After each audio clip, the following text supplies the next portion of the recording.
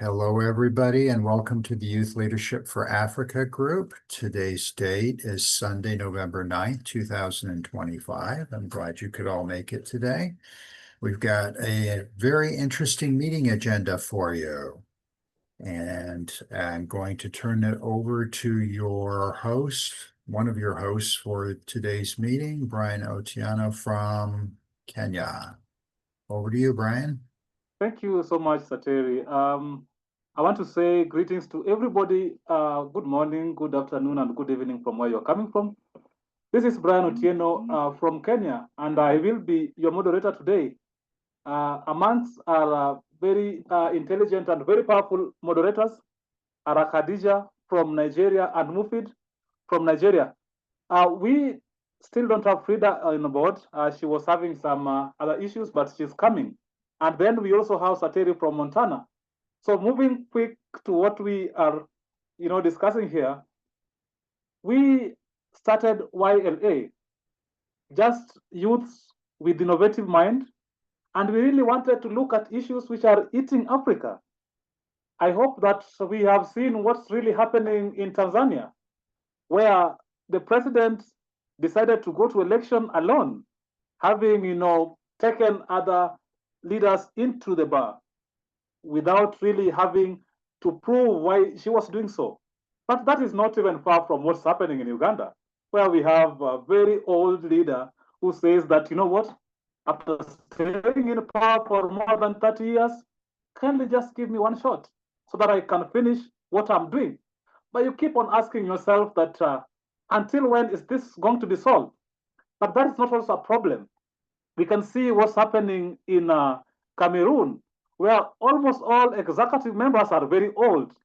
And then you keep and check the space of the youth of Africa. Now, it is not only the issue of governance. If you look at our health system, very much compromised to the core. And therefore, African leaders decided that we are not going to sit side and see what things are just happening this way. We are no longer going to sit on the fence. And that is why YLA decided that we are going to merge very powerful youths across Africa and come up with solutions. So YLA is not particularly going to just give the points and try to, mirror the issues that are affecting in Africa. But we are coming up with solutions. So what happened? We started from somewhere. We didn't have really the real path, but we decided that from somewhere we can get the path. And we started looking at issues such as femicide in Kenya. We started looking at issues like corruption. But that was not enough. So YLA decided, you know what? We must come up with a survey. And we came up with what we call quality life survey, where we had got all issues that we thought African youth and even the friends of Africa can give us their thoughts on. And that is what YLA is really moving on right now with. So if you look at the YLA imprint, the blueprint that makes us more unique is because we come up with the solutions and we started looking at where the challenge is, moving across to look at where the solution can be. And that is why we are here.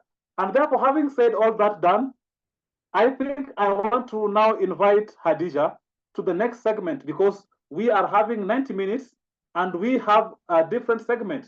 So the first segment is the introduction, and then we are going to have the new, segment. We are looking to what's happening in Africa, called Up with Africa, where we are going to know what's really happening in Africa. Now, after knowing what's happening in Africa, we are going to look at the statistics that we have really gotten from the Quality Life Survey, and then we are going to get our chief guest. I see Mr. Zabedi here, so we know that everything is packed. And after listening to our chief guest, we will now see other sections rolling. Now, up to that moment, allow me welcome Khadija to give us catch up with Africa. What's really happening with Africa? Yes, Khadija, come on, please. Hello. Thank you so much, Brian. Thank you. That was beautiful. Hello, I am Khadija. I'm Khadija Saleh. I'm from Nigeria, and I'm one of your moderators for today's session. I'm so excited for this session in particular. The next thing we have on board is Catching Up with Africa, where we discuss the things that are happening in the African countries that we have members in, we want to catch up with every interesting thing that's happening. So I would like to call on from Kenya. Maybe let's start from Kenya.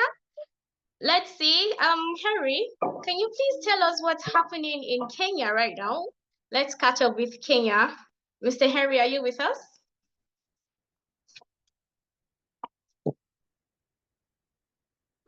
Hello. Okay, I don't think we have Mr. Harry around. So Yes, maybe let me start with Nigeria before we have someone from Kenya to tell Hello, us what's up. hello, I'm here. Okay, Mr. Harry, you're Yeah. welcome. Yes, good Please, can you afternoon, good start us morning. off on Kenya? Yeah. Unfortunately, I'm not from Kenya. I think Mr. Brian can narrate better with Kenya because he's from Kenya. Myself, I'm from Eswatini. That. Can we have a Kenyan to help with that? Hillary, I think Hillary is from Kenya.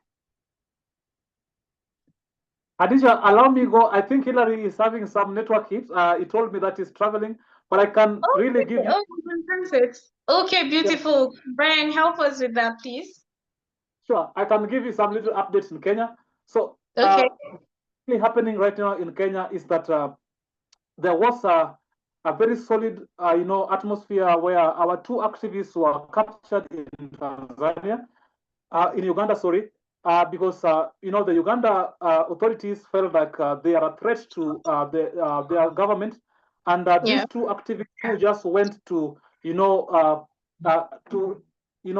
help the opposition leader campaign in Uganda were arrested for over 39 days, and there was a lot of heat in the atmosphere where the Kenyan youth had decided that, you know what, we will go to the Uganda embassy and tell them that if they don't release our leaders, then we are going to torch the embassy and everybody's going to go to their home. So what happened is that the authorities of Uganda, after deep consultation, came up and said, we are holding these two activists, and then they ushered our activists back home. So we are happy.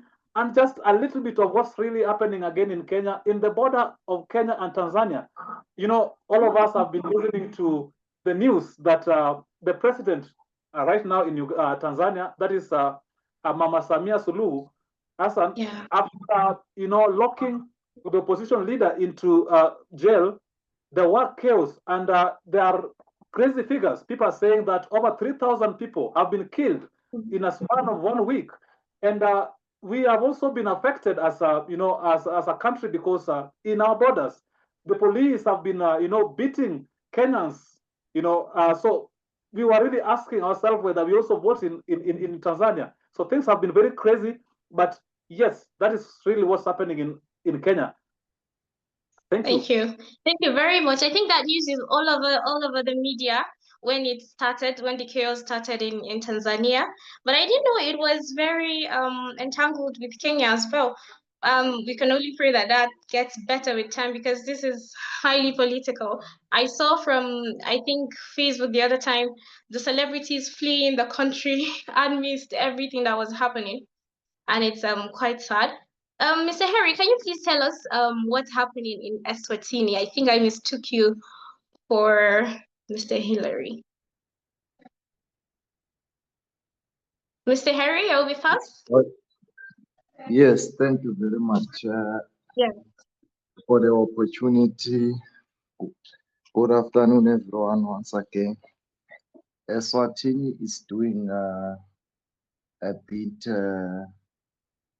not well because currently we have got financial problems that are being manifested in education.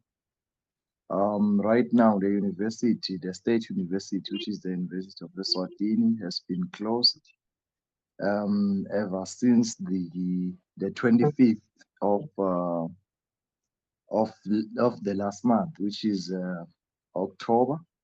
So this one, it's following what happened last year, where the university had to close down for three months, which was between February and May.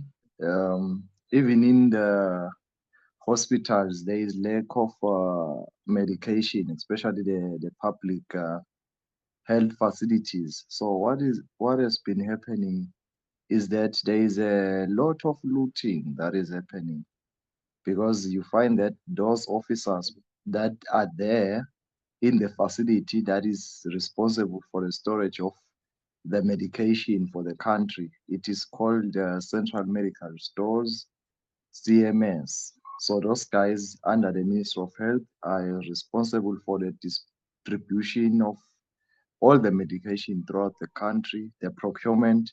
So what those guys do now, they collude with those in the private health facilities. So they steal those drugs that are supposed to go to the public facilities to those private health facilities. So there is that challenge. Of course, even food security is another challenge, because our country is focusing more when it comes to cash crops rather than looking at what the people need. Because when you are talking about Eswatini, you are talking about a country that has got around 56,000 hectares of sugarcane. Then you have got around 20,000 of tropical fruits, that is banana, that is citrus. Then you've got another 60,000 hectares, that is just forestry. Because you will know that when you are talking about Usutu Forest, which is the third largest man-planted or man-made forest, is in Eswatini. So, but you see that timber that is being obtained from that forestry, it goes out raw as just the logs of timber without being processed into anything to add value. So as you see, raw materials going out without any processing, it's a big problem. Another industry that is totally not contributing anything to the national economy, it's mining. Currently, there is mining of gold, although it's of uh, a small scale, but it's there. Then there is mining of coal. We have got anthracite coal. There are two coal mines that are Yeah, operational, yeah. but still, Oh, those things are not adding anything. You see, in fact, the revenues from the mine, you cannot yes, even of see course. them when you are talking about the country's GDP. You see, it goes just direct to the pockets of the royal family and their allies. So Yes, it's yes, of just course. so You know, what I maybe. yeah. Okay, No, no, please continue. continue. Mm. So what I Okay. have seen in Tanzania, it just reminded us what happened June 2021 in Eswatini. It was very emotional for us because the way the regime in Tanzania responded, it's how Eswatini it was done. When you are talking about the 29th of June till the 7th of July 2021. What you have just witnessed today, it's what happened this side. Because since then, some activists, some youth are still in jail as we speak. So, yeah, Tanzania is just a tragedy. We are surprised because Tanzania is one of the countries we have thought it's doing better in terms of democracy. When I talk about Tanzania, Namibia, Mozambique has joined, Tanzania has joined Mozambique, because even Mozambique, Yeah, what happened in Tanzania happened in Mozambique. So you see, thank you. Africa now is moving towards the cliff. When you Yeah, of course. see I think it's the liberty same being problem that we eroded. have Thank you. altogether. It's really the same problem that we have altogether, just that maybe it's more heavy on other nations, maybe concerning towards their population or how large the country is or so. And I think it's laying a lot of weight on Eswatini because of the population there.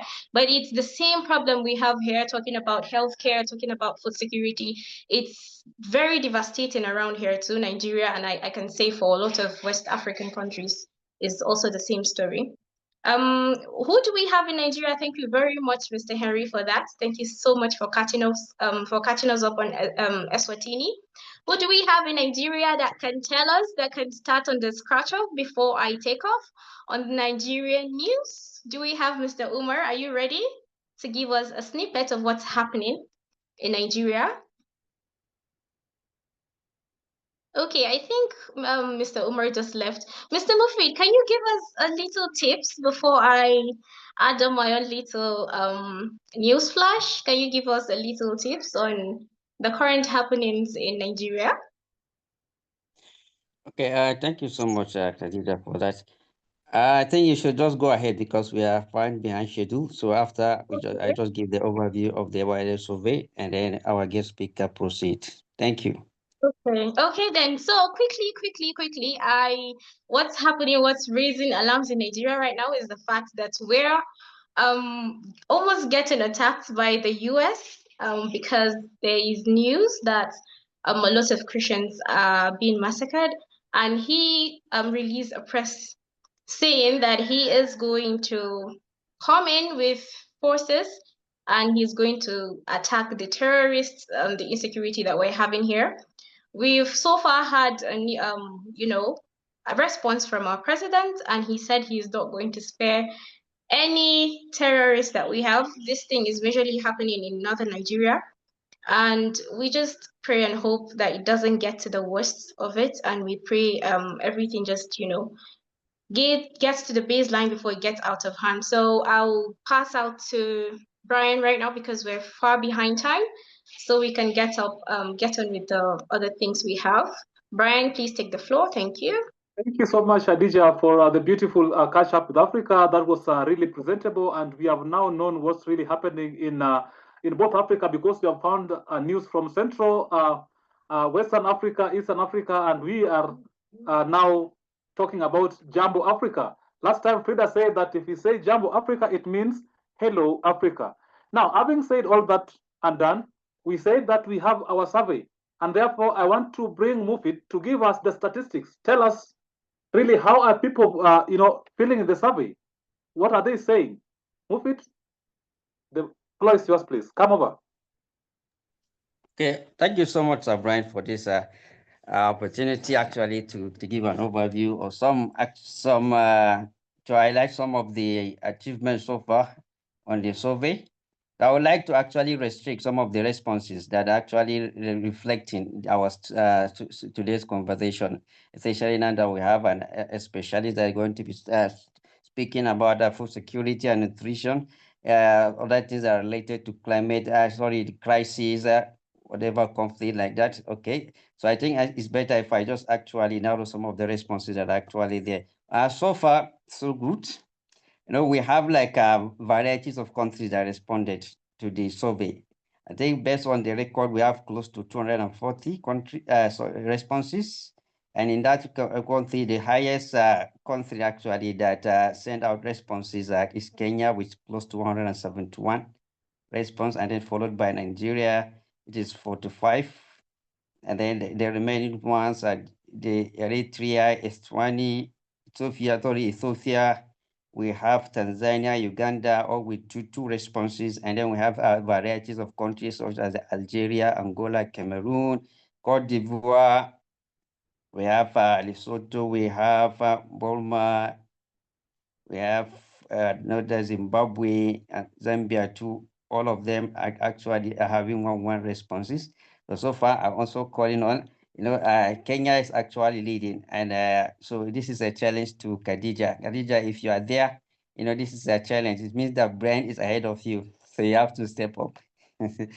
And then the next thing is I would like to also bring our attention to this particular question that said, how supported do you feel by family, friends, or community when facing life challenges? This is actually kind of directly or indirectly related to also issue of security, trade, and also the livelihood in general. So we have responses that comes as follows.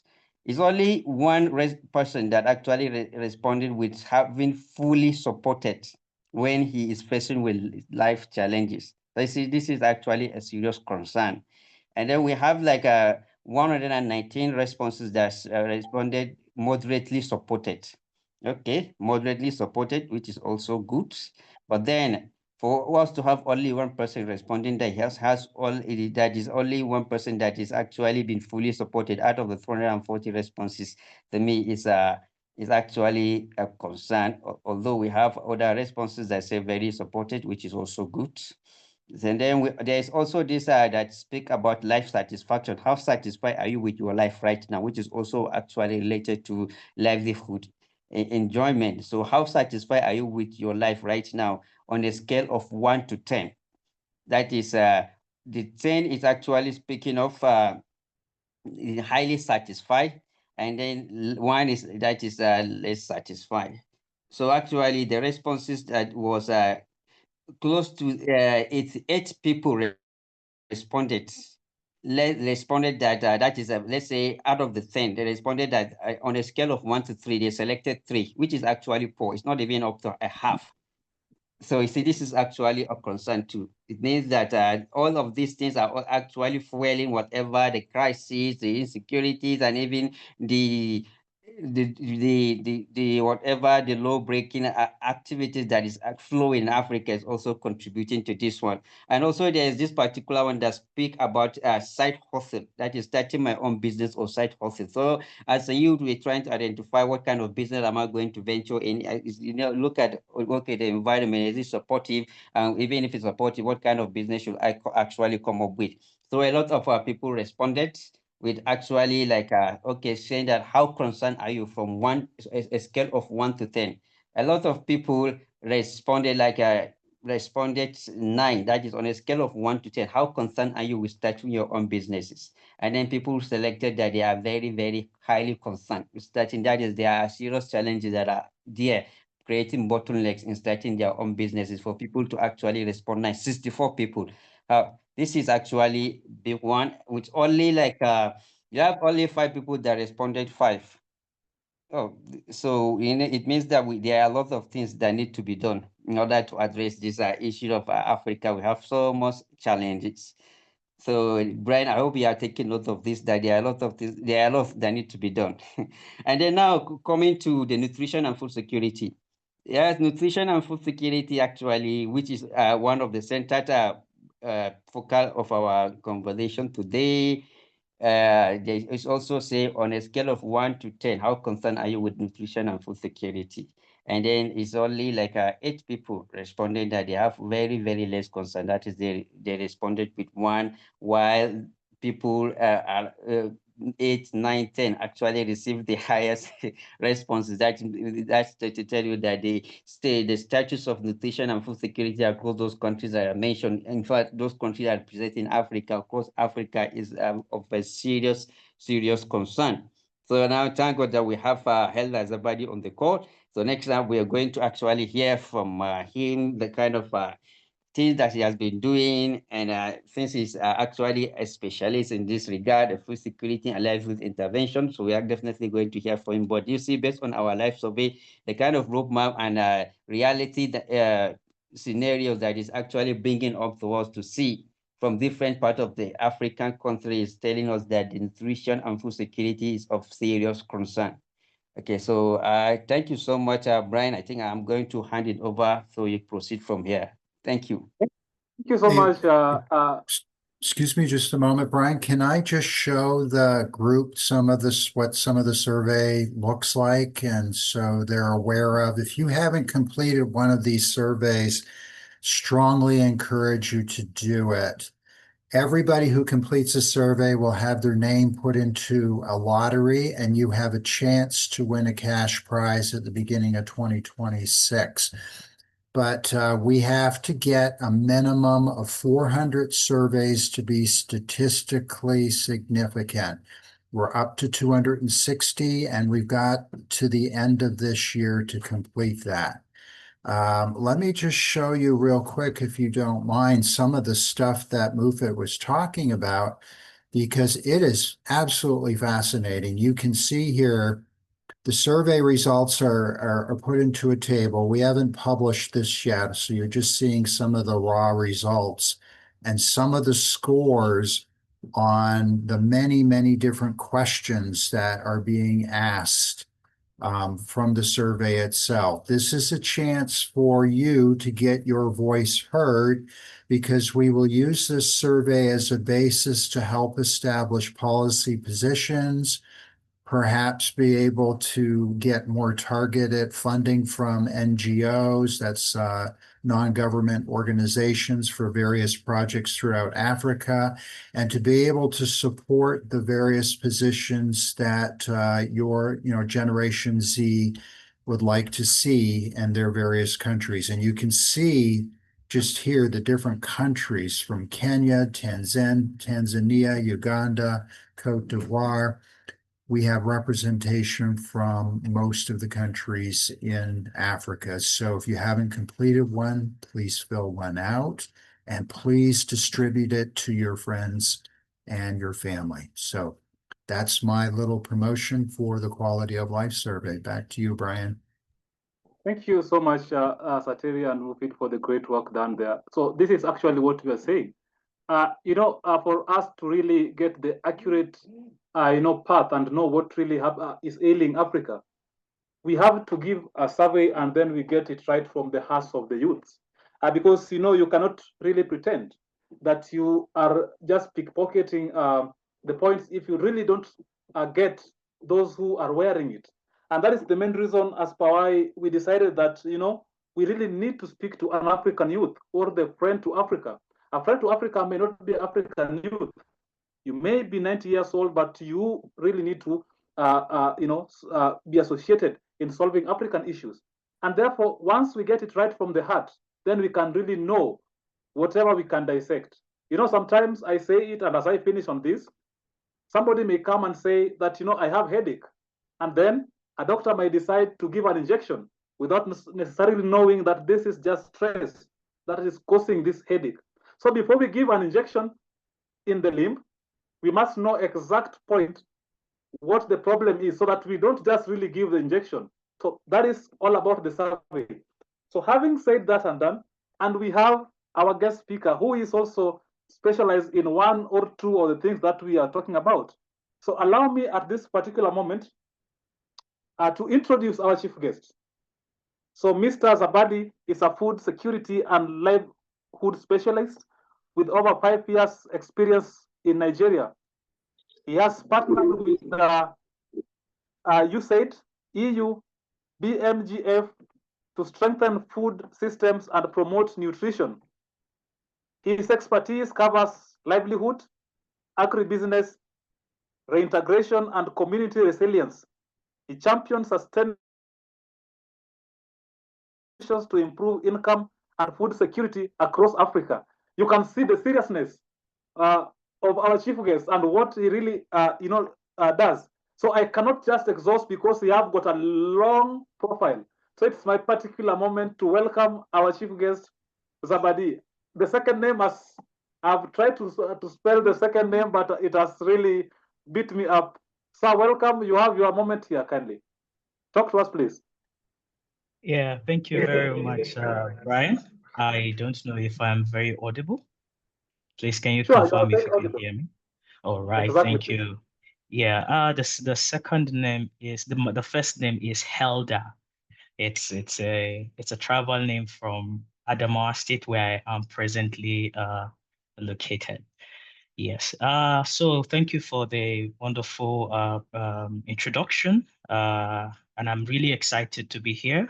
When Mofid reached out to me and he was telling me about everything you're doing here, it was really convincing. And I said, okay, let me come and see. And more than anything, if I leave this place, I think I've learned a lot, not only about Nigeria, but about what is going on in other African countries. And I will tell you of a fact that the issues are synonymous. We almost have the same things affecting us in Africa. So as a food security and livelihoods person, working with Helen Keller International, and of course other organizations that I've worked with previously, I'll tell you of the truth that from experience, there are issues, different causes of food insecurity in Nigeria, particularly the Northwest and Northeastern Nigeria. And what are the causes of this food insecurity. We have different causes of this.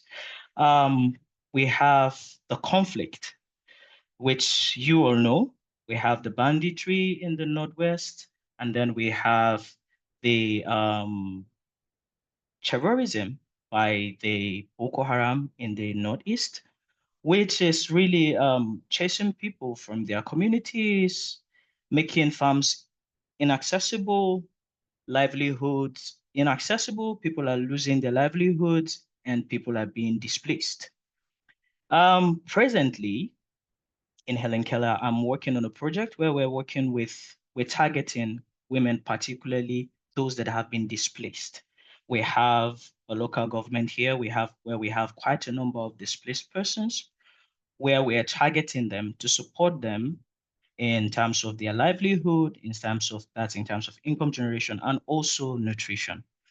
Back to food insecurity, another cause that we have, or I have experienced over time, is climate change.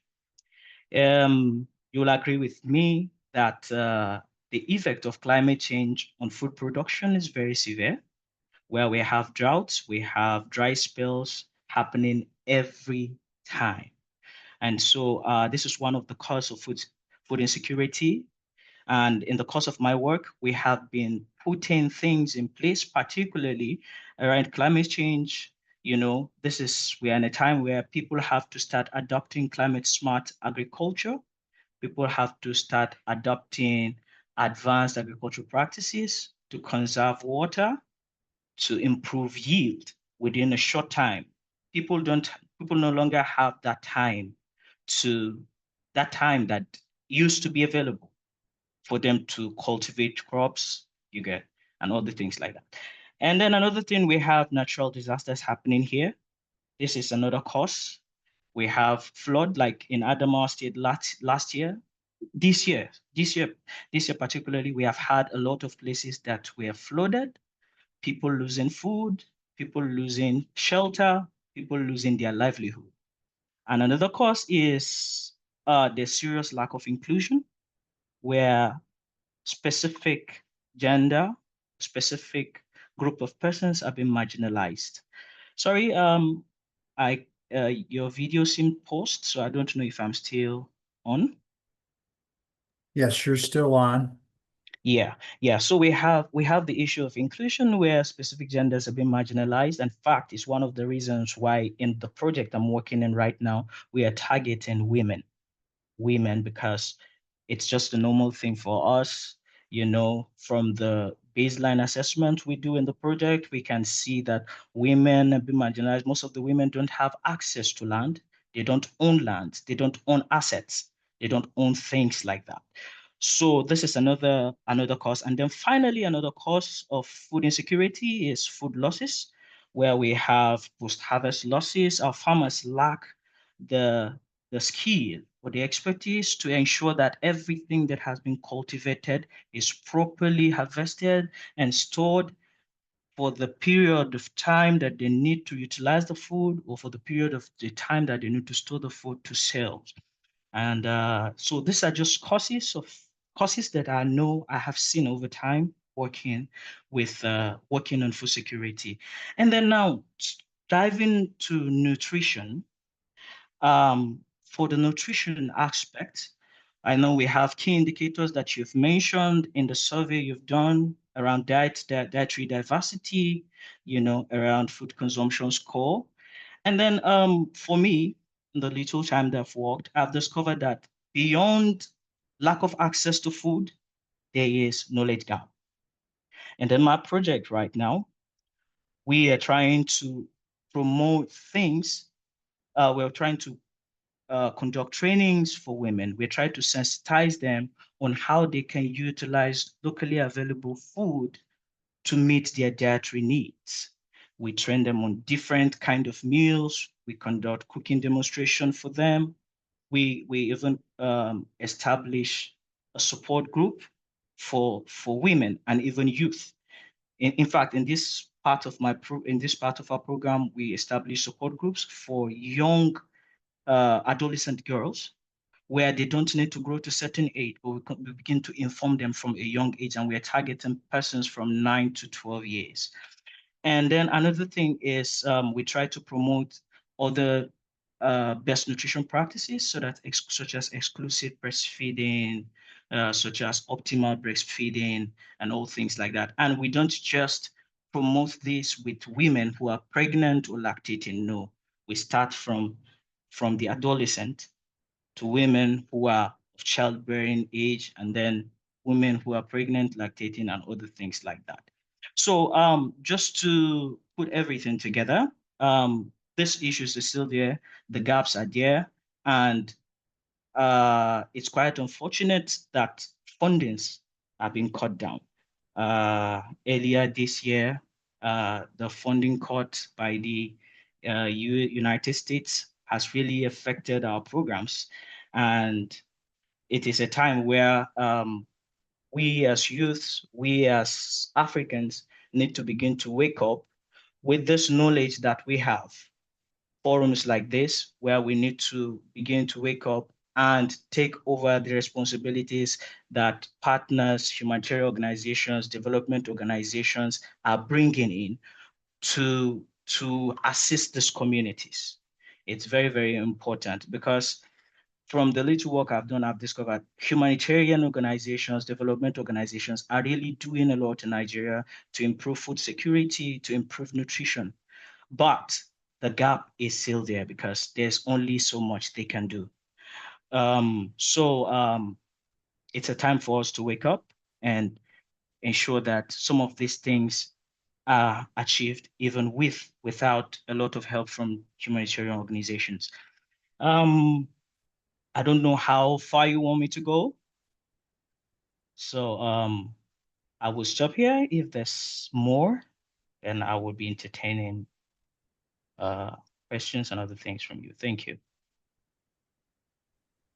Thank you so much, our chief guest. That was really thrilling, because I find that really accurate and very informative. But before we just really gives you, because with what you have discussed, you really need great thumbs up. But before they really do this, I would really love you to kindly get me on the path on this scenario, because on what we are talking about, we are seeing a lot of gaps still remaining. And you have discussed that, one of the major things that is there is knowledge gap. Sometimes we may be having food, but we may not be having the right dietary means. And now, in that relation, we are also seeing fundings cut. And this is something real in Africa, because if you look at an African perspective, we were, looking or facing a given country. For example, we were facing the USA. The USAID, they were giving us funds to, navigate our problems. Now that they are saying that, guys, we may not be there to give you this, what can you tell an African youth? Okay. So as I mentioned earlier, I think the African youth needs to be more innovative than he used to be, or he or she used to be, rather. And then also, the African youth must begin to see himself or herself as an agent of change beyond being just a beneficiary, because it's quite unfortunate that we have our minds have been fixed to being beneficiaries rather than becoming agents of change. So this is high time for the African youth to rise up to the challenge. Yes, the funding cuts have happened. I have a very, very wonderful story that I'm sharing for our final report, where we had a young girl who was just around 19 years old, who, in the course of our program, we trained them on how to make a special mix of grain. I don't know if you have it around here, where we call it Tom Brown. This is a special recipe that is being used to manage malnutrition for children. And after that training, the lady took over from there, and she began to produce on her own. She began to produce on her own, in small sachet, affordable sachets, where community members are able to access that. Because I am telling you, despite the availability of humanitarian support in the community, in fact, we work together with primary healthcare facilities where we track children with malnutrition and we refer to primary healthcare facilities for treatment. However, the supply of the ready-to-use therapeutic food is not always there, where we have children still falling back into it. That's a very huge gap. But this lady took over, started manufacturing this in affordable sachets where mothers come to her to buy it. She is also taking part in sensitizing mothers in the community to understand ways that they can be able to prevent children from falling into malnutrition. Now, this is just one example I'm giving you of a youth learning something, implementing it, and solving challenge in real life. So for the African youth, there's a lot of knowledge out there. We have a lot of experienced people. When you go into the communities, you find when you have conversation with some persons, they have the skill, but they don't yet see themselves as agents of change. They don't yet see themselves as leaders. So as an African youth, I'm telling you that it's high time we begin to see ourselves as agents of change. The little knowledge, the little skill you have is going to make a difference. It's going to create solutions to most of the challenges we have. The food is there. We know the right combinations we need to do to get high nutrients. We know which practices we need to do to solve the issue of drought, to solve the issue of dry spells, to solve the issue of shortage of rainfall. So this is what the African youth needs to do. We need to act more than we speak. I don't know if this answers you well. Thank you so much. Thank you so much. Africa is very proud to have such intellectual capacity. I appreciate you, sir, for that great work. Thank you so much. I'm seeing Adija's hand up. Adija, do you have something for our guest speaker, maybe? Yes, I do. Thank you very much. Mr. Yelda Zabadi, thank you very much for that presentation. I have great respect for people in the field of agriculture, agribusiness, in the field of, in the humanitarian field in general. These are selfless people. Thank you very much for having us today. I have a question, really. I want to know the method. Is there a system that you have in measuring the progress of people you've helped in years? Let's say you've offered an outreach, and maybe after 5-10 years, do you have a measure of tracking the progress of these people?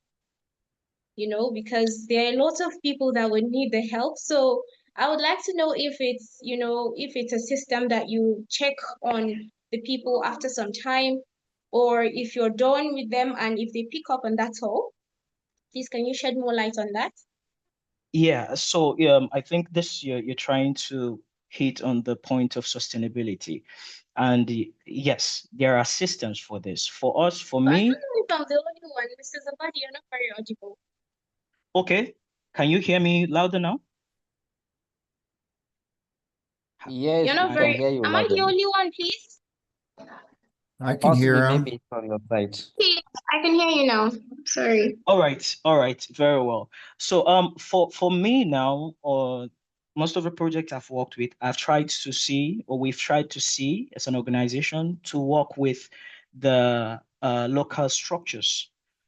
What I mean is, I'm going to cite one example. We have this Village Savings and Loans Association, where we bring women together, we train them on financial literacy. We then put them into groups where they're able to come together and save money every week. And also from the money they are saving, they are able to take out the money and use it particularly to support their businesses. Now that's an initiative that helps them to have access to financial services, particularly in remote areas where there are no banks, there are no financial institutes. So for that, we don't just go into the community. Hi, Khadija, are you saying something? No, I'm sorry. I'm talking to my daughter. I'm with you. Okay. So for that, we don't just work by ourselves, but we work with the government, we work with the local government structures, and if there are structures down to the ward level, we work with them. We train them on this mechanism. And for the ones that I've been working with, I have I have those that I've worked with that have been worked with even before I joined the project 5 years ago, from 2019 till last year when they were graduated.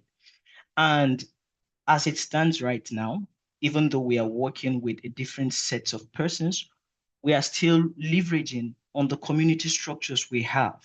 The supervisors we have trained from the local government, the supervisors we trained. So we still leverage on them to continue tracking, to continue supporting, and to continue reporting to us the progress of these persons. And I'm telling you, this is the 6th year today. We're still following up on that, and uh, they are still making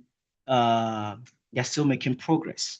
So this is one of the ways that we are ensuring that even after we leave, these persons will still be making progress as they are supposed to, because these community structures that we have trained, the local government workers, the community leaders, they ensure that they still support these women, and we keep tracking it for as long as the program is there. To tell you that after the program phases out, we'll still be conducting probably a kind of survey, a kind of, assessment to see, okay, we have supported them 5 years ago. For now, it's not part of what a program really looks at. But then, yes, there's every tendency, because when we get back to the community, we are going to still revisit those people. We are going to ask where they are. In fact, our program goes beyond just Nigeria. I think recently, last year, my organization reported of village savings and loan associations in Kenya, where they are numbering almost 10 years. So after 10 years of supporting them, we went back to the community, and they are still there. They are still active. And we could still identify those structures that we have worked with supporting them. So for our own program, this is one of the things we do to ensure that. Yeah, I think it's really beautiful. The reason why I asked is because, it's very encouraging when you offer, structural help and you come back after some time and you see the progress.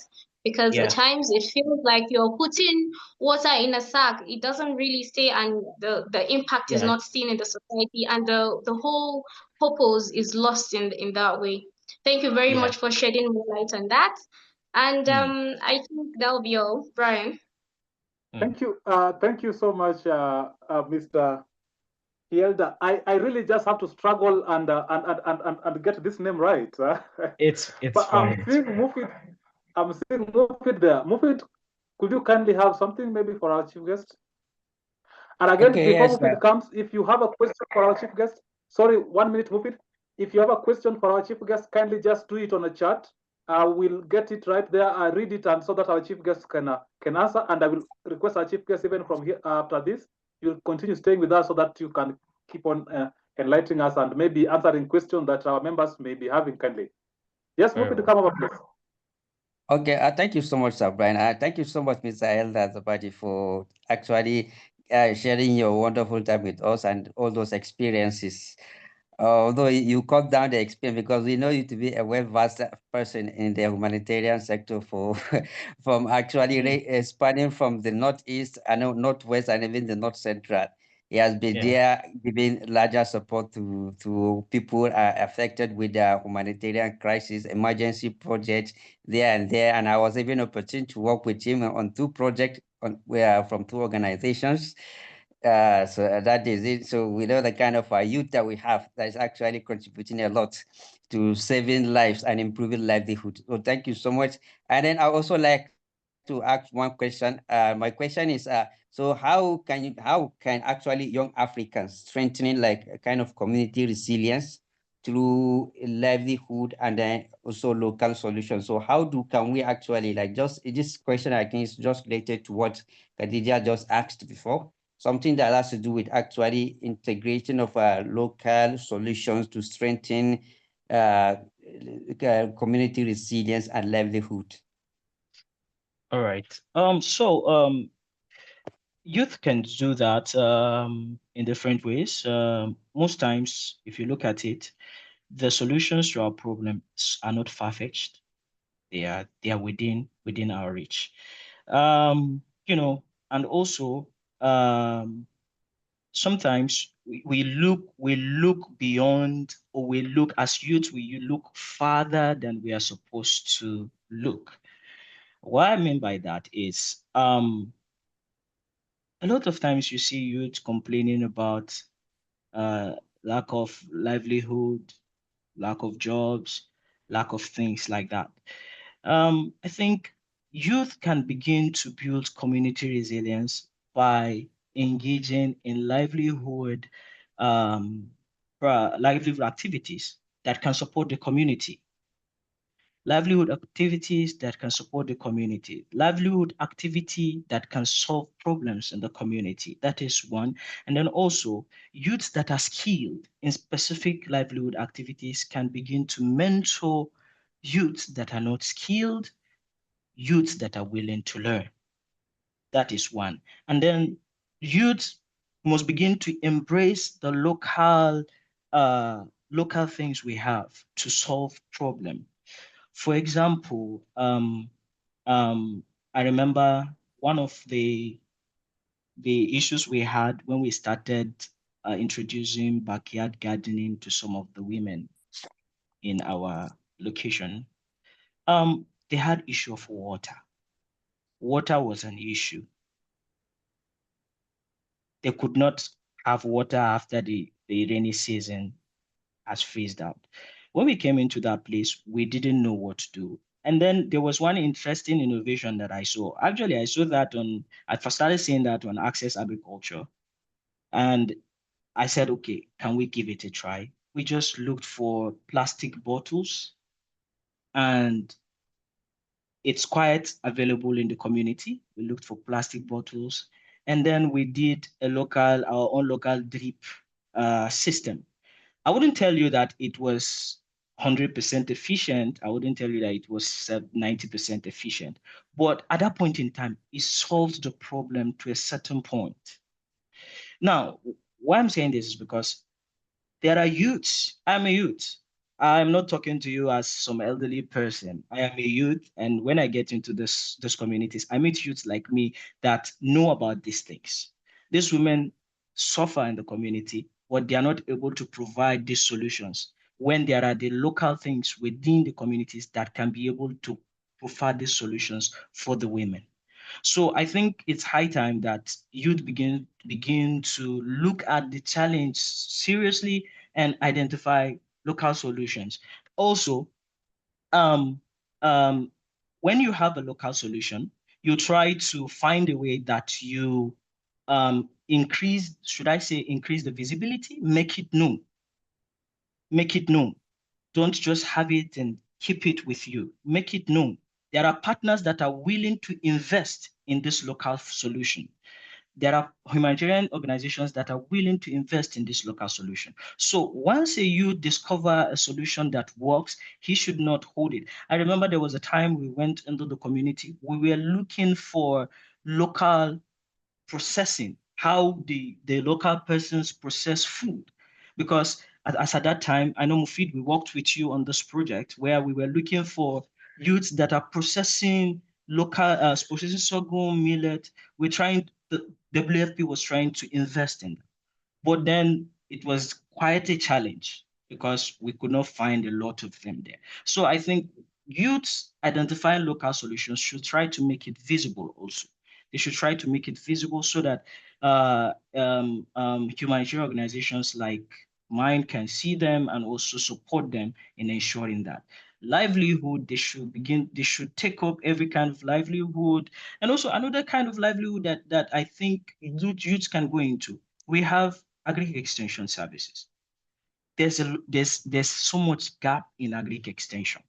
And we have youths in the communities that are farmers, have been farmers for a long time. They have gone to school. They have learned other means, not necessarily by studying agriculture, but the internet provides a lot of knowledge. They know these things. But you come into the community and you're looking for extension workers.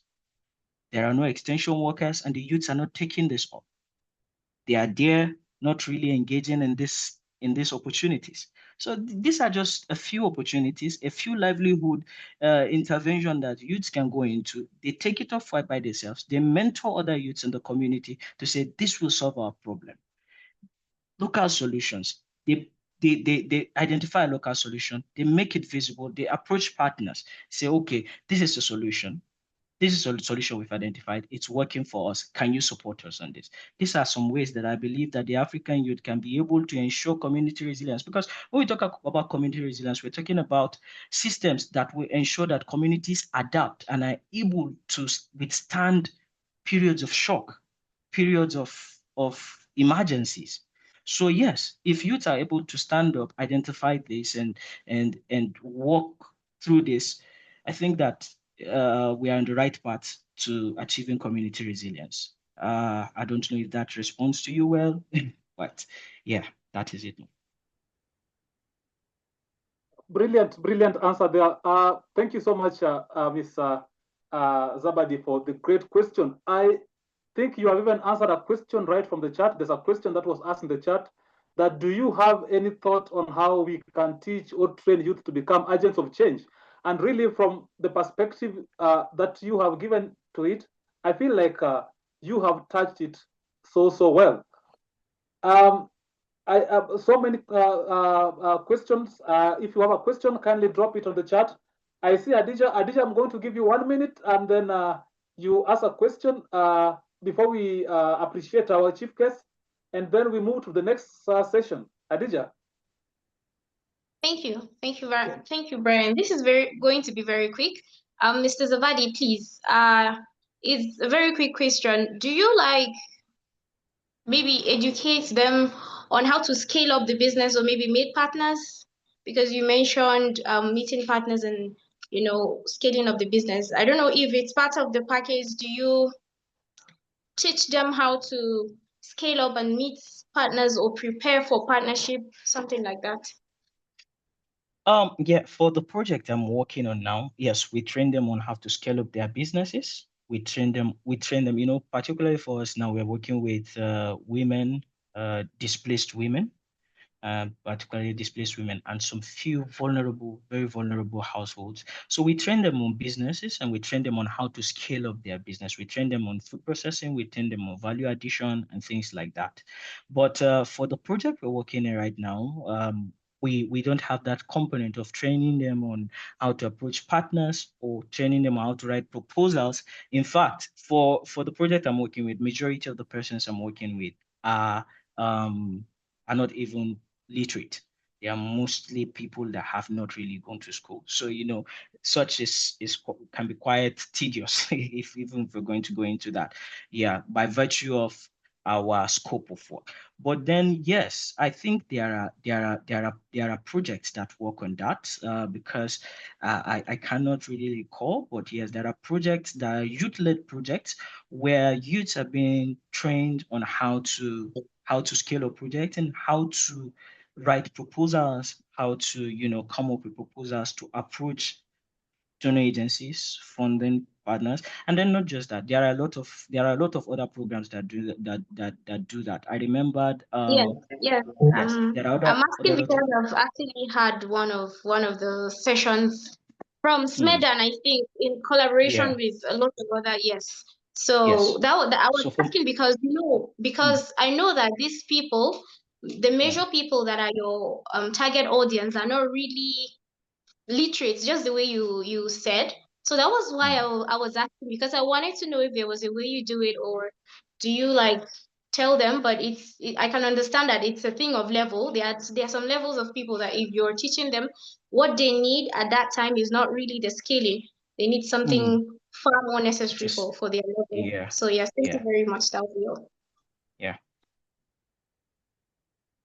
Thank you so much, our chief guest. Now, ladies and gentlemen, I really want us to appreciate our chief guest. On your screen, just below your screen, there is a point of react. You can react with a love emoji. You can do a clap. You can do a finger. Kindly just let's appreciate our chief guest for the good work that he has really done.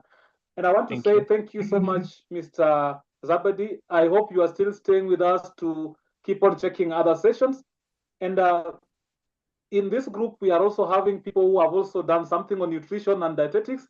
And I'm even having a message of some people really wanting to talk to you even after this. So I hope that we will be moving on well and we will be connecting as time moves by. Thank you so much. We are so glad that you came to inspire us. Thank you. Thank you. Thank you for having me. Now, after saying all that, we are now moving to the next session. And we have had a discussion. And I really want us now to go deep and see what's happening in the Republic of Congo. Now, in Congo, if I just say Congo, people talk about, people think about war, people think about, gold, people think about the richest country in the world, but stays the most poor country, So we are having a group of youth there just dancing through war. And now we are going to see how dance sometimes can help us survive. Mr. Zabedi has told us now we can be resilient. But now, do you really know that dance can be one part of, being resilient? So I will request Sateri to bring that on the screen. It's a 3 to 4 minutes video. Let's watch and see what's really happening in Congo. Sateri, are you ready? Yes, just give me a moment.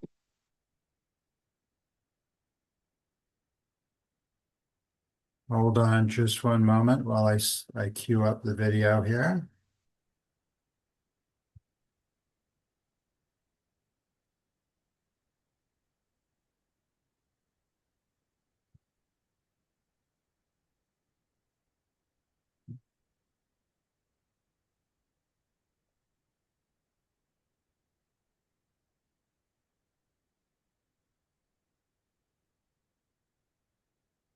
Voice?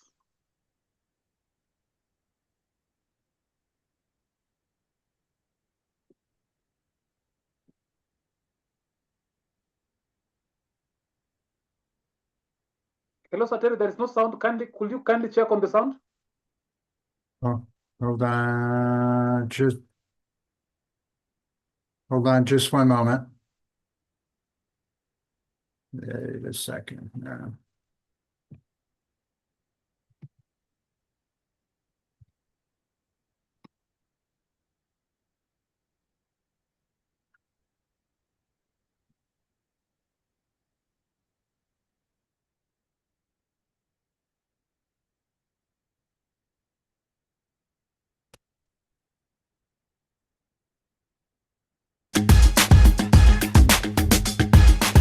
Depuis que je suis enfant, j'ai rêvé d'être un grand artiste. Moi, je danse pour libérer ce que je ressens du fond de mon cœur sans avoir besoin de parler. La danse pour moi, c'est la clé pour ma vie. Parce que si je ne faisais pas la danse, je ne pourrais pas être comme je suis aujourd'hui. In the city of Goma, eastern DR Congo, dance is more than just movement. For Asashi and Precious, it is release. It is a way forward. Despite the violence and uncertainty around them, they choose to dance every day. For Asashi, it is helping heal trauma and build community. Pendant la guerre, j'étais trop traumatisé, alors quand je danse, quand je fais la danse avec les amis, j'essaie un peu d'oublier tout ce qui s'est passé. He started dancing as a child in Bukavu before moving to Goma in 2023 in search of better opportunities. But his new life was soon shaken by renewed fighting when his uncle's home in Goma was bombed during an armed clash. C'était tellement la guerre totalement. Même des bombes, ils sont tombés sur notre maison. Il a saccagé tout, démoli toute la maison. J'étais dans ma chambre assise avec un ami. Malheureusement, quand la bombe a tombé à la maison, il il est mort déjà, il est tombé mort. Souvent quand je me rappelle de ce que j'ai vécu pendant la guerre, ça me fait mal. The mineral-rich east of the Democratic Republic of Congo has been plagued by conflict for more than 30 years. Rebel groups like the M23 have seized numerous key cities and towns, competing with the central government for control of the region. And the conflict is far from over. Lorsque je vois toutes ces choses qui se passent, ça me fait vraiment mal au cœur. Ça me fait très mal et je ne sais pas quoi faire. Precious is 25 years old, and she too has found refuge through dance. The war forced her to interrupt her education, and she now makes a living running a small shop to help care for her sister and grandmother. La danse nous facilite les sentiments de connexion entre nous les danseurs. On peut créer des communautés tout en ouvrant des espaces d'expression, de coopération. Et lorsque je danse, vraiment, ça me fait d'abord oublier à beaucoup de choses. Je me sens très bien à l'aise. Je sens même qu'il y a des blessures intérieures qui sont au fond de mon cœur. À travers la danse, ça se soigne petit à petit. But the reality of war is never far away and brings fear into the safest spaces. Even as they move to the sound of music, they can't escape the sound of conflict. Lorsqu'on fait des répétitions, souvent ici, à l'espace, quand on entend des coups de balle, d'abord moi, premièrement, je perds. Je ne peux pas continuer à faire la danse parce que je ne peux pas trouver des inspirations et le courage. This fear is just one part of a larger struggle. Beyond the studio walls, war is stealing the dreams of her generation. La guerre est en train de tuer la jeunesse d'aujourd'hui parce que lorsqu'on termine les études, mais on ne sait pas quoi faire. Et certains jeunes ou garçons, filles, restent à la maison, les autres deviennent des voleurs, les autres, comme les filles, deviennent des filles et mamans. As a woman, Precious says being a breakdancer in Goma is challenging not just the conflict, but social barriers as well.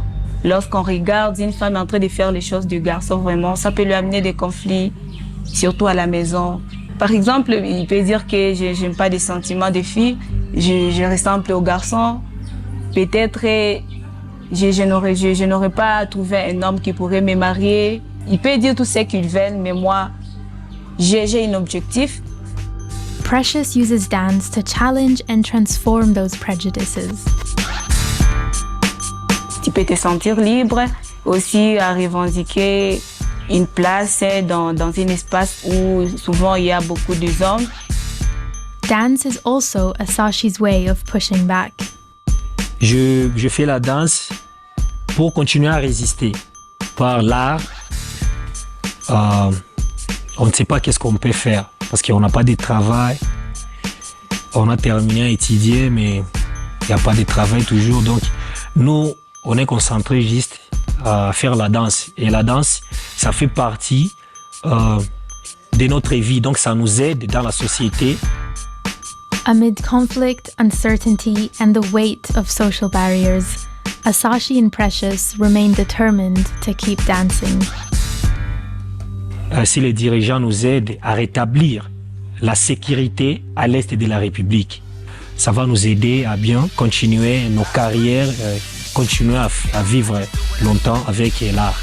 Lorsque tu aimes quelque chose, tu dois te dire que non, je dois apprendre la danse et j'ai besoin aussi d'arriver quelque part parce que j'aime la danse.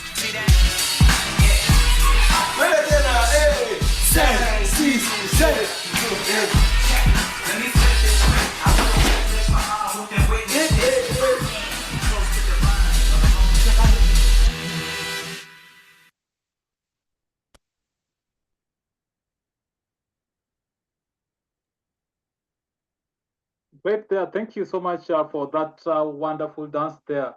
And I really want to try to bring the context before, we just come over to speak about this. Somebody told me someday, and it's a friend from Congo. He told me that, in some African countries, we may be waken up by the rings of the opportunity that we may go for. But in Congo, it's never the opportunities that may wake you up. But it's the fiery guns that may wake you up. So it's not just waking up, running to opportunities, but waking up, running to, to save your life.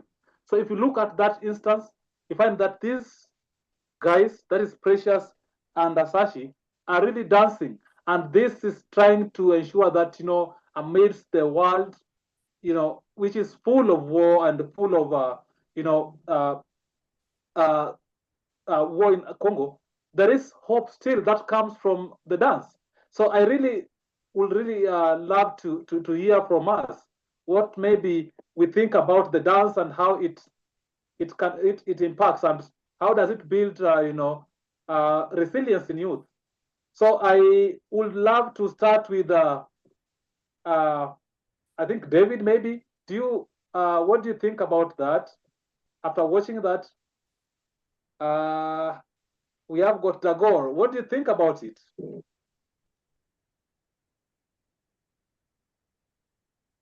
Hello, Tagore, are you here?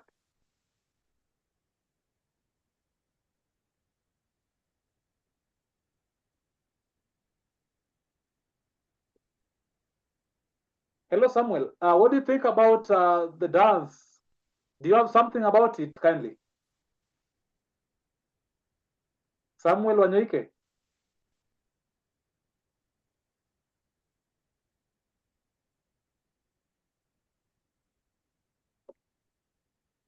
Seemingly, there's network issues here. Andrew Dabawa, do you have something to say about that?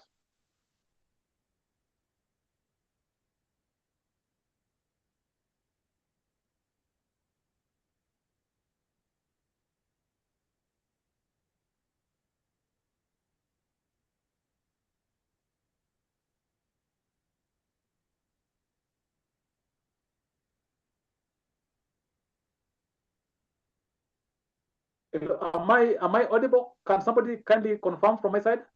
Adija, am I audible, please? Yes, you're audible, Brian. You're audible. Oh, right. So I guess these members may not be there. Omar, do you have something, maybe?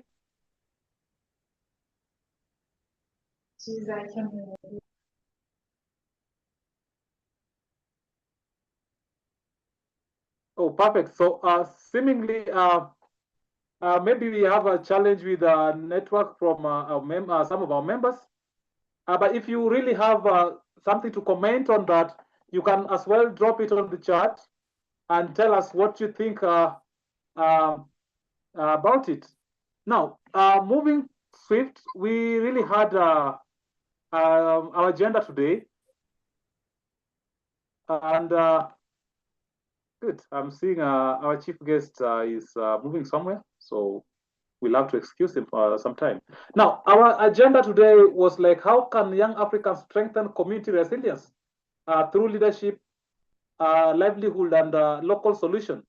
How do you think we can really strengthen our community resilience? From listening to what our chief guest was saying and watching the video, how do you think we can really work on that?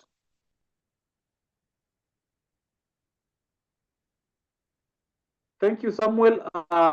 You have said you are in an OC ground. Okay, if you're following, that's great. Thank you so much, Mr. Samuel.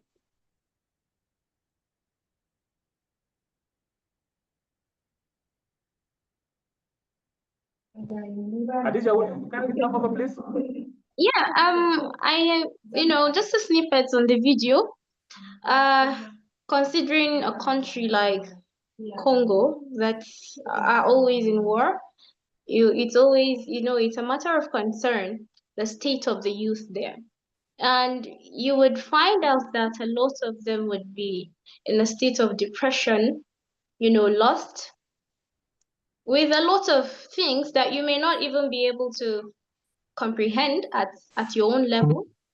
And seeing that some of the youth in Congo actually find, liberation in dance can be very, very relatable and understandable, because I think it's a matter of the heart. You're depressed due to war and a lot of problems around, and you exercise, you find a way to actually feel free and feel liberated. I think it's going to boost their energy, and it's going to boost their mindsets. It clears the head itself.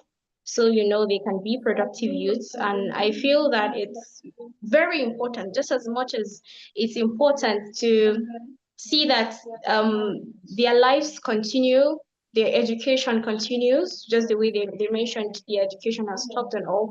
Just as much as it's important to see that their livelihoods has continued, to see the C's in the world to get their lives together, the dance that they find liberation in, I feel it's also very, very important, just as much as every other thing is important. And I'm just happy that they find a thing, they find their thing, something they can fall back to strengthen their backs. And it's good to see. It's obvious that a lot of people maybe are having network problem around here and don't get their own say on the video, so can just continue on the meeting, please. Thank you so much, Adija, for that. And I really agree on that. I really would love to hear from Henry. What do you think about that from your own perspective?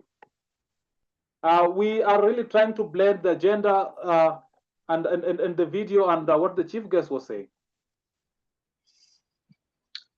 Thank you very much. Good evening once again. Good morning. Good day. I was very impressed with what our chief guest has just said in terms of what they are doing in terms of helping the youth, empowering women, which is very important, because when you're looking at youth, you're looking at women, looking at the demographics of every country in Africa. The two groups are the majority in every population. Right now in Africa, we know that about 60% of every African state, that is the youth. When you are talking about 30 to 35% of the population, you are talking about the women, the elderly, as well as the children, so which are vulnerable groups. So seeing such organizations that are making so much work in our communities, it's very, very important, because even myself, I've got a bit of experience when you're talking about working from a community, because the farm that I'm heading, it's a farm that belongs to 71 families. So in those families, much of them, like the 71 families, each has got a representative, which is a shareholder in the organization. So you find that among the 71, you have got 46 of them being women. So you can see that women, they are always a majority in every gathering or every organization that we have in Africa. So for a long time, women have been left behind. They have been excluded as if they don't exist. And I just wonder if they do help women to have some property, because you will remember that by African culture, women, they even change their surnames once they are married to take the surname of that family they are married to. So whatever they can buy as a property, it will still be under their husband. So I wonder whether they do help in that, because it's very important for women to have property rights, because we have seen it when it comes to the sad part, when those women are widowed, their in-laws, they tend to take everything and leave the woman and her children with nothing, because the women, even legally, cannot be able to stand and challenge those property rights, because they belong to the deceased.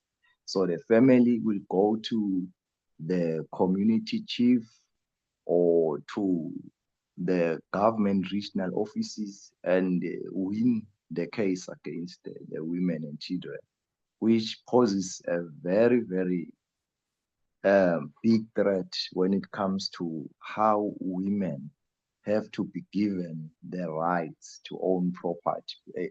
True that it's contrary to African culture, but now we have to make sure that we fix the loopholes that have been there in culture, because before maybe it was suiting, but today it's no longer suitable, because you will find that, imagine this woman is not married, it's just a single.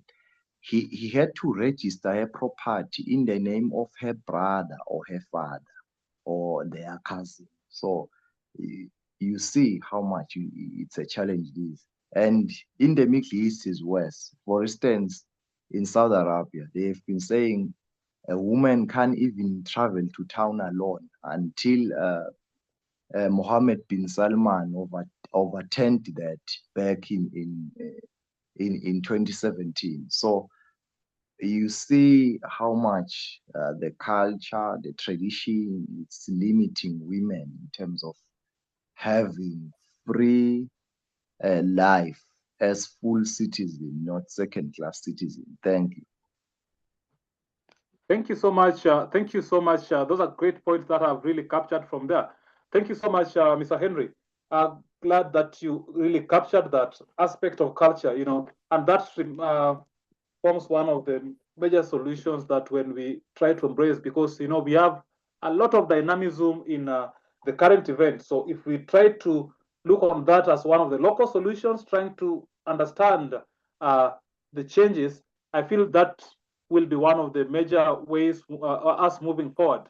So I really, we are running out on time, and I don't know if I'm not capturing somebody's thoughts here. Mufit, are you there, please?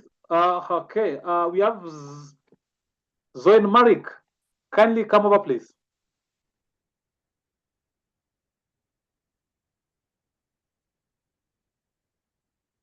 Hello. Kindly Hello. unmute. Yeah, I can hear Yes, you. sure. Okay. From the video, sorry, good evening, good afternoon. From the video, what I noticed there is a big encouragement. From the video, what I heard there is that what wakes them up sometimes is guns. Despite being guns, a country where there's chaos, crisis, and other things, but this lady, despite all these crises, and she still found a way to help herself by through motivation, uh, learning skills, that's dancing. One, to help herself to forget pressure and other things, and also this also will yield her or provide for her, because I believe the dancing is not just dancing, but also it has become like a job for her. So I see that as an encouragement, and also in a country or in a community whereby there are chaos, youth should not always hide under the circumstance. They should pull out just the way this lady pull out, and also exercise one or two, or innovate, or bring out an innovation, something that will make them happy, and also give them something that will bring them something in the pocket. So that's what I see there from that dancing. And that is part of also the resilience that I see. Despite everything, she forget about everything and keep on moving with her what she like doing most. Thank you. Thank you so much, Mr. Bade, for the great insight there. Thank you for that well captured. That's a good one. I don't know, Mufid, are you here kindly? Yes, I'm here, Sir Brian. I'm here. Yes, what do you think about the video? What do you think, as a young African, how can you strengthen community resilience on that? Basing on what the chief guest said and the video, do you have something to add on that? Okay, yes, regarding what the chief guest actually mentioned, particularly addressing the local intervention in whatever strategical implementation is going to any community. You see, one of the critical things that should be put into place is actually local adaptation. So once there is actually a local adaptation, so sustainability is not going to be a challenge, although it's going to be a multiplier effect on that regard.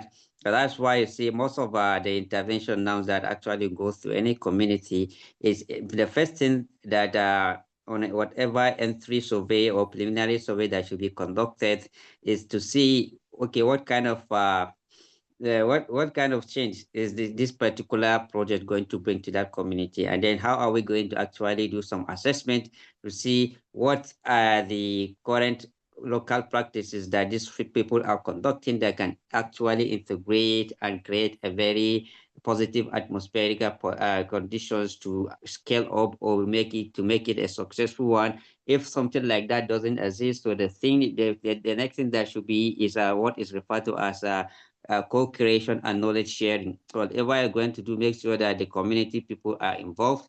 You know, what else? So they have been there, they have vast experiences, like a decade of experiences, so they can easily chip in and say, okay, this is what should be done, this is what should not be done, based on such. And then if you see that, okay, this is actually a knowledge gap, then that's when you bring on yours and then you merge it together.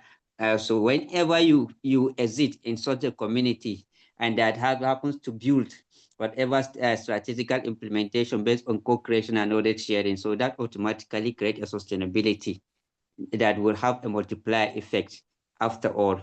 And I also like kind of, he mentioned also something related to climate issues regarding agriculture and climate, yes, regarding agriculture. So I'm like kind of very I am very proud and happy to mention this now. We have actually made a significant progress and achievement, a breakthrough this year, that we are able to address as some major challenges that is facing the agricultural sector here in Nigeria. In one of the communities, which of the community was even mentioned by the federal government was one of the best performing agricultural community in the country, that is Soba local government.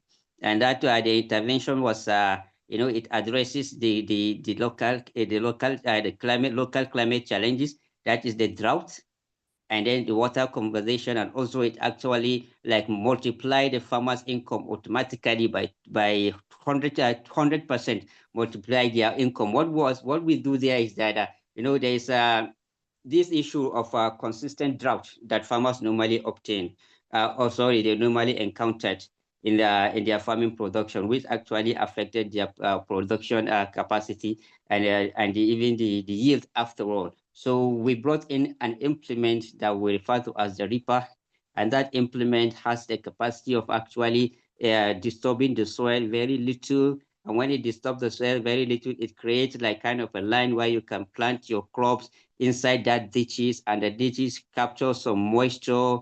Even after drought, those plants will still be doing very well. And it also creates a space where we brought two production seasons into one production season. What I mean is that instead of the farmer to wait for produce maize on a 1 hectare and then wait for the following season to do crop rotation and produce soybean in the following year, so we actually brought the two production into one farm with the same total plant density, that is the 53,000 plant population of maize and 260,000 population of soybean on the same farm. And just like instead of a farmer to achieve only the yield of the maize and then wait for another season to achieve the yield of the soybean, so those things were achieved at once. So you see it as automatically multiply the income of the farmer. So that has been a great achievement for us. And then we're also like kind of to see how we are going to continue pushing to see that we addresses the issues of youth participation, addressing the critical challenges within our immediate environment. So thank you so much. And for the video, I actually lost my network, so I didn't see what I actually transpired. Sorry, I cannot speak on the video. Thank you so much. Thank you so much, Mr. Mufid. Those are great comments there. I will share with you the video. Allow me just read a comment from one of our friends who joined, and due to network, he left.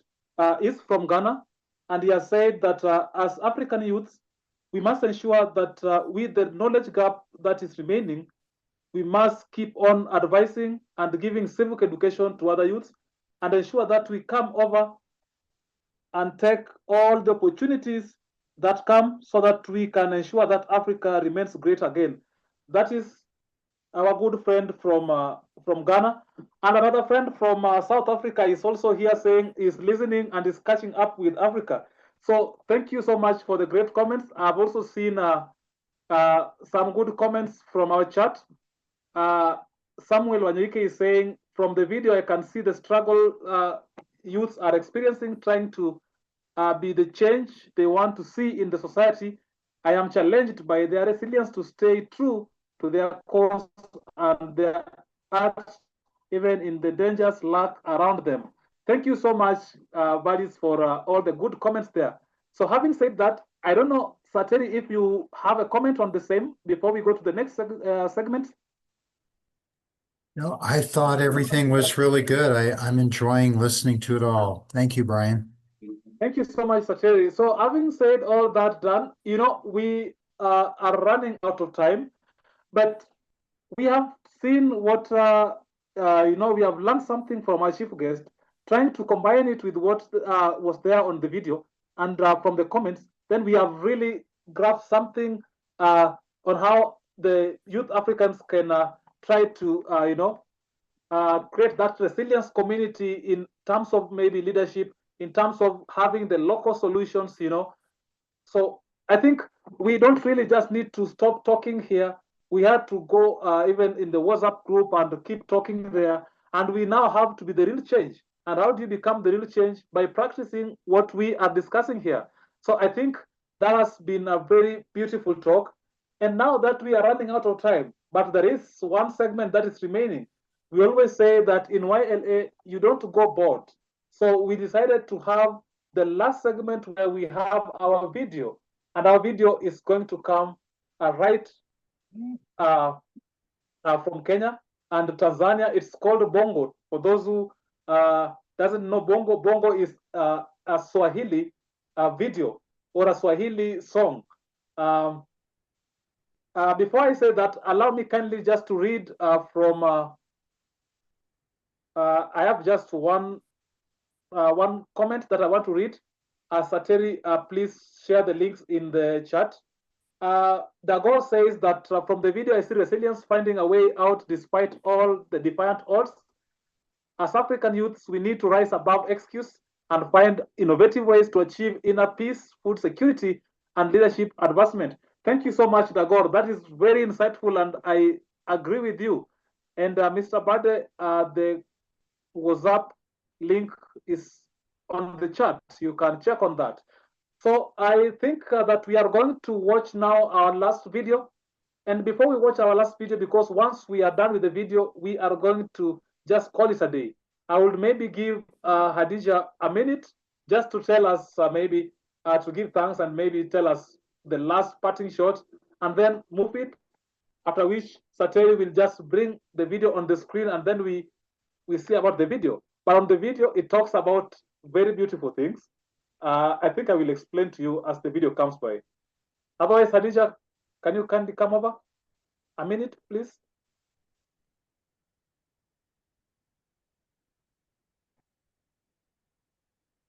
Oh, thank you. Thank you, Brian. Sorry. Thank you very much for a closing remark today. I think I'm sure it was very enjoyable. Our guest speaker is not here to appreciate him personally, but please, I think Mufid invited him. Please extend our gratitude to him and tell him that we're so pleased to have him. I would like to have him over for our sessions here at Youth Leadership for Africa. And for everyone, every passionate change maker that has made time to come here today so we could rub minds together. It's a very, very big pleasure having you in this space and being in the same space with you and having to share thoughts with you, great minds. Thank you. And I think I'll give over to Brian at this moment. Thank you very much. That'll be all from me. Thank you so much, Hadija, for the great words there. Mufid, kindly come over. A minute, please. Okay, thank you so much. Thank you so much. I will actually personally extend our profound and gratitude to the presenter today. Thank you everyone for joining. And as usual, I always like to mention that we have that quality of life survey that we are yet to actually finish filling it up. So we should please endeavor to share with our family and friends to also share their voices. The voices are going to be heard as we have started to see that it has started to take a pattern that is actually going to lead to a basic strategic intervention and implementation. This is actually one of the greatest weapons that we need, that is going to be speaking directly from the communities and from the mouths of the household of Africa at large.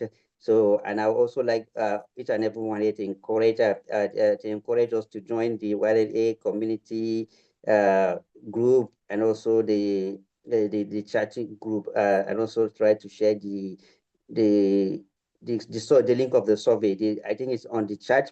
If you just access it and share it with our family and friends. So thank you so much once again, and I look forward to seeing us in the next session. Thank you so much, Mufid. And I will not just add more, but to say thank you for everybody for joining this meeting. And now, before you leave, ensure that you watch some beautiful bongo music, and try to get it up. It's fun. It's great watching. So I really wish to see you next time, and we always say that when you are coming next meeting, tell a friend to tell a friend that something is really happening in Africa, and the next time, ensure that your friend is here with us on 23rd of this month. Never forget that. We will be sending messages and emails, and we'll be chatting on WhatsApp, but kindly ensure that your friend knows that something is happening in Africa and YLA has started the journey. So don't be left behind. Sateri, could you kindly bring the video now?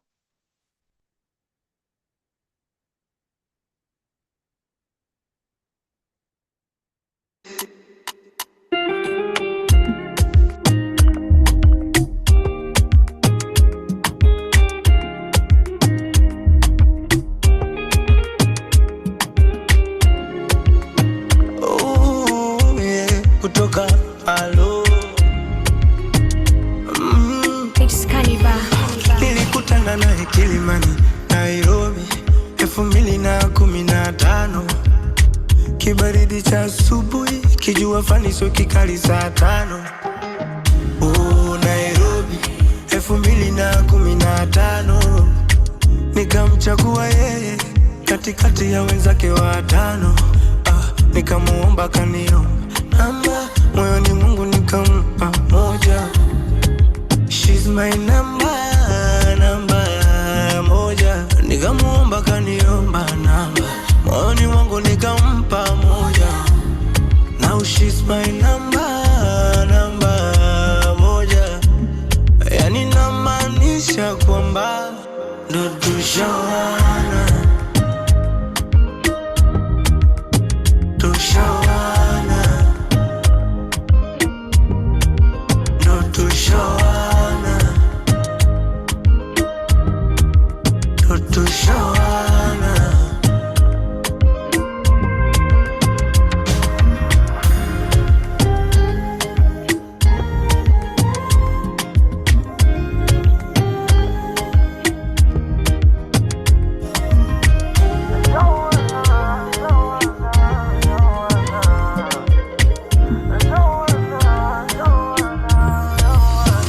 Tulipatana Bongo, Mikocheni, kwa zangu bichi nalo upepo wa bahari.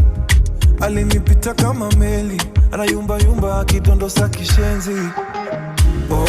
Mikocheni, kamfuata utadhani zombie. Habari gani mbona uko lonely? Jina ni gani? Akasema Zari. Nikamwambia aje, kamwambia kwangu ni kwake. Nimshike wapi ndio aje? Taka moyo wangu we wake. Watangoja sana wakidhania tutachana, mina yeye tumeshaivana, na ichapo siku na mchana. Yani namaanisha kwamba ndio tushawana. Na yeye sami tunaye tushawana na yeye sami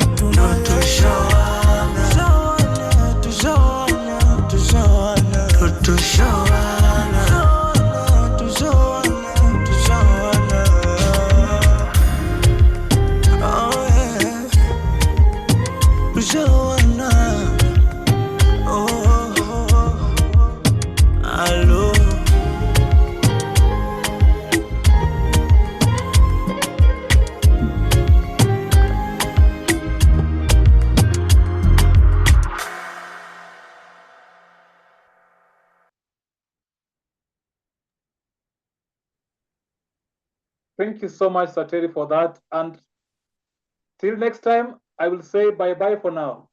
See you next Right. time. Everyone be safe, be well, and we'll see you on November the 23rd.